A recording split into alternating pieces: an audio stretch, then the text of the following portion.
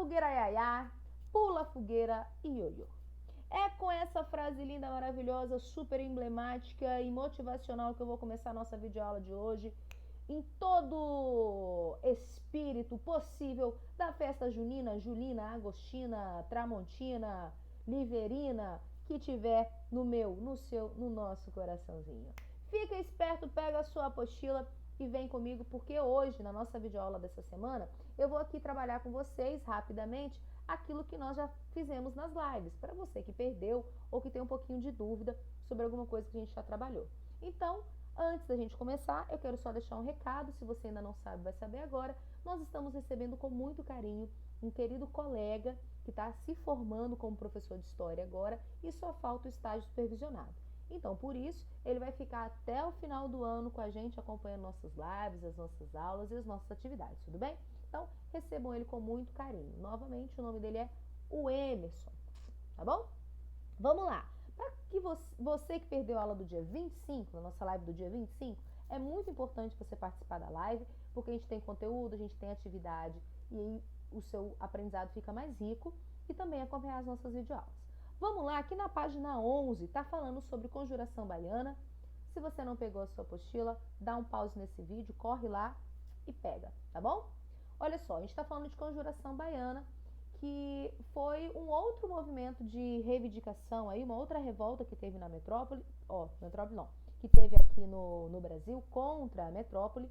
O primeiro que a gente viu foi a conjuração mineira, questão do Tiradentes, todo aquele processo, e agora a gente vai ver a conjuração baiana. Qual que é a grande diferença que a gente pode relatar? A diferença é que na conjuração baiana a gente teve a participação de escravizados, comerciantes, pequenos artesãos e outros membros de baixa patente ali do corpo de ordenanças, de uma galera que estava ali no baixo exército presente aqui no Brasil. Então, o que é mais bacana a gente pensar quando a gente estuda conjuração mineira e conjuração baiana? A conjuração mineira ela tem um quê mais elitista. Queria-se uma separação, uma melhora de governo, mas porque a elite local queria ela mesma explorar o ambiente, em vez de levar isso, toda a riqueza, em vez de Portugal explorar. Agora, na conjuração baiana, o que se queria é um pouco mais de mudança estrutural e social, porque essa revolta teve a participação de pessoas de baixa classe, e também, ou melhor dizendo, né, das classes mais baixas, e também dos negros e escravizados livres, tudo bem? Então, lá na sua página 11, vai estar assim, no segundo parágrafo, ó. No ano de 1798, houve uma revolta contra a metrópole que ocorreu no Brasil, que é a Conjuração Baiana, e teve a participação de escravizados, comerciantes, artesãos, membros da baixa patente do corpo de ordenanças, além de afrodescendentes livres. Por haver alguns alfaiates na liderança do movimento, recebeu também o nome de Revolta dos Alfaiates. Você pode marcar esse parágrafo todo, que ele é super importante, e está falando aí uma das principais características da conjuração baiana. Então, continuando, a gente vai ver que a conjuração baiana teve uma inspiração muito forte na Revolução Francesa, que foi iniciada em 1789 e que havia acabado com o regime absolutista na França. Então, as influências do movimento republicano que estava acontecendo aí pelo mundo, e principalmente o que aconteceu na França, chegou aqui no Brasil muito forte. E eles pensaram, olha só, se a gente faz uma luta, um processo revolucionário desse, a gente termina com essa questão da monarquia aqui no Brasil e pode, quem sabe, instalar uma república, a coisa ser diferente do que está acontecendo, tudo bem? Então, lá no terceiro parágrafo a gente está abordando sobre isso, e no quarto a gente vai ver um pouquinho mais de característica, um pouquinho mais de curiosidade. Vem comigo, ó. Internamente, o movimento foi motivado pela crise econômica. Vamos marcar isso aí? Pela qual passava a capitania, ou seja, a capitania lá da Bahia. Em especial depois da transferência da capital de Salvador para o Rio de Janeiro em 1763. Então, o que agravou a crise da capitania baiana? Foi quando a corte, que até então estava instalada em Salvador, ela sai de lá e vai se instalar no Rio de Janeiro, trocando a capital do Brasil naquele momento. Além disso, a população sofria com altos impostos, isso aí você pode continuar marcando, e com o predomínio de portugueses no comércio da Bahia. Quer dizer, a gente tinha um comércio local, mas na verdade quem estava predominando sobre o comércio e quem estava dominando tudo eram os baianos. os baianos não, os portugueses. Bem, o descontentamento social aumentou com a falta de alimentos na região, ocasionado pela redução do cultivo de alimentos de subsistência para a plantação de cana-de-açúcar. Então, a região tinha lugares de plantação e, por conta da questão lucrativa, foi se deixando de produzir alimentos de subsistência e passando-se a produzir a cana-de-açúcar. Então, peraí, eu não tenho produção de alimentos, as pessoas estão passando fome. Isso é uma coisa que foi agravando o processo de insatisfação lá na Bahia, tudo bem? Diante de toda essa situação, em 98, panfletos começaram a aparecer em Salvador, colados na porta das igrejas e casas comerciais, defendendo um governo republicano. Tudo bem? Marque isso aí e vira a página comigo. Vem lá. Os conjurados baianos estavam preparados para uma ação armada, mas não aconteceu, gente, porque como eles tinham colocado vários cartazes nas portas das igrejas, em outros lugares, o que aconteceu? O governo português ficou sabendo daquele negócio, tá ligado? O governo português ficou sabendo o que estava acontecendo. Ora, pois, o que queres fazer aqui, vocês, gajos? Nós não podemos deixar. E aí foram lá, desfacelaram todo o movimento. Então, como a conjuração mineira, os líderes aí foram julgados e outras pessoas delataram eles foram aí mortos, alguns, e outros presos. E a conjuração baiana não chegou ali no seu definitivo desfecho. Mas por que é importante a gente estudar?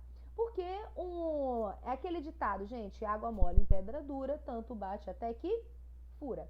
Quer dizer que nós vamos estudar, na verdade, uma sequência de movimentos na história do Brasil que vai nos mostrar que essas pequenas revoltas vão dando frutos conforme o tempo vai passando. As pessoas começam, de fato, a questionar o governo que se estabeleceu para elas, a estudar sobre aquelas coisas e a reivindicar direitos. Então, essas revoltas, elas podem não ter um desfecho instantâneo, mas elas servem como motivação, como experiência, como simbolismo histórico para outras reivindicações e conforme o tempo for passando, e de fato em algum momento essas reivindicações aconteçam. O que não dá é você fazer uma vez, aí desiste. Então a gente estuda exatamente para perceber que durante a história, até que a gente chegue aqui no governo que a gente vive, republicano democrático, muitas tentativas foram feitas para que isso funcionasse. Tudo bem?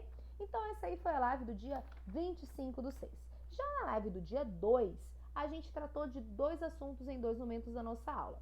Um primeiro foi para falar sobre a independência dos Estados Unidos na América, a gente já chegando aqui no capítulo 6, e o segundo para falar sobre racismo a partir da ótica do filme Pantera Negra. Se você não viu, eu quero que você veja, porque tem uma atividade de produção de texto para você fazer, tá bom? E mandar ali por e-mail corrigindoatividades@gmail.com. Tá tudo valendo nota, hein, gente? Não deixa de fazer.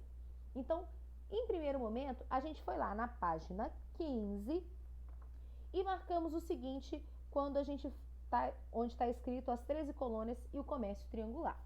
Vem aqui ler comigo, No segundo parágrafo está assim: se para os ibéricos era importante controlar terras coloniais, extrair riquezas e bens, ou seja, se para a Espanha e Portugal era importante nos colonizar de maneira super rígida,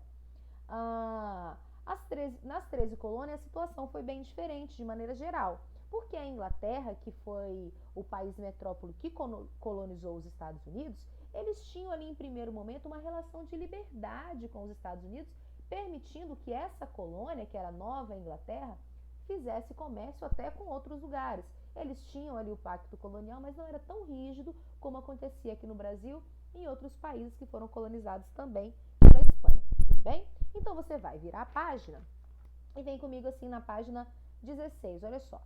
Apesar de estarem sujeitos ao pacto colonial, ou seja, naquela época os Estados Unidos a gente vai chamar de 13 colônias, os colonos realizavam comércio entre outras colônias e também entre o Caribe e a África. Esse tipo de comércio, desenvolvido pelas colônias do norte, ficou conhecido como comércio triangular. Eu quero que você marque isso aí na sua apostila. E como você pode observar muito bem nessa imagem ilustrativa que está aí, o comércio acontecia de que maneira? Saía-se produtos da Nova Inglaterra, ia-se até a África, voltava para as Antilhas, que é ali a região do Caribe, e voltava novamente lá para Nova Inglaterra, as 13 colônias que hoje a gente conhece como os Estados Unidos da América. Então percebam que as colônias americanas, as colônias da Inglaterra, elas conseguiam aí comercializar com outros países, não estavam vivendo um pacto colonial tão forte, tão intenso, diferente do que estava acontecendo aqui no Brasil e nos países da América Latina. E aí no quadro verde, que está logo abaixo dessa imagem ilustrativa, a gente vai marcar o seguinte, ó. O comércio triangular pode ser descrito simplificadamente como a compra de cana-de-açúcar e melácio das Antilhas, que seriam transformadas em rum. A bebida obtinha fáceis mercados na África, para onde eram levados os navios que saíam aí da Nova Inglaterra, dos Estados Unidos, e trocados usualmente por escravos. Então eu ia lá no Caribe, nas Antilhas, comprava cana-de-açúcar e melaço, vinha, transformava isso em rum, levava para a África, trocava essa bebida por escravos e trazia de volta escravos aqui para a América, tudo bem? Então, a gente percebe nesse momento aqui, quando a gente começa a estudar a independência dos Estados Unidos, que o início deles foi a colonização deles no início foi bem diferente da nossa, né? A gente também fez a questão 1 do Organiza as Ideias também na página 16, olha só. Eu quero que você analise essas questões e veja qual foi a correta. Dá uma pausa nesse vídeo, lê, tenta fazer aí, que eu vou te dar a correção. Dá uma pausa. E as questões corretas são a letra B de bola e C de casa.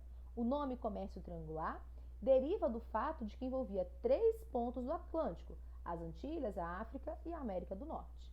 E letra C, as rotas dos navios formavam um triângulo comercial no Atlântico.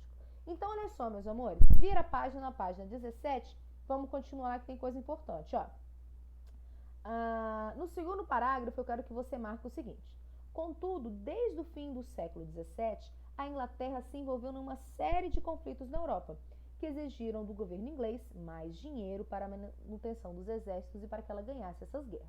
Então, a partir do século XVII, do envolvimento ali da Inglaterra em várias guerras, principalmente na guerra conhecida como Guerra dos 7 Anos, fez com que a Inglaterra começasse a apertar o cerco na sua colônia, porque era daqui, das 13 colônias, ou melhor dizendo, as metrópoles, tiravam a sua riqueza e o seu dinheiro das colônias que elas tinham. Então, os Estados Unidos, vamos chamar aí de 13 colônias ou de Nova Inglaterra por conta da época, eles tinham um comércio mais livre. A partir do momento que a Inglaterra começa a entrar em várias guerras, e principalmente na Guerra dos 7 Anos, ela vai virar e falar assim, não, para, a gente precisa de dinheiro, a gente precisa de riqueza, e então a gente vai fechar o cerco e fazer com que o pacto colonial seja cobrado mesmo de forma bem rígida. E isso vai gerar um conflito aí que a gente vai ver daqui para frente. Mas para a gente entender mais ou menos, a Guerra dos 7 Anos está explicada aqui na página 17. Vamos lá marcar também, ó. A Guerra dos 7 Anos envolveu França e Inglaterra. E por que é importante a gente saber disso? Porque a França vai ser aquele país que vai dar aquela estátua da liberdade para os Estados Unidos, tá? Mas lá na frente a gente vai ver sobre isso direitinho. Mas marca aí, ó.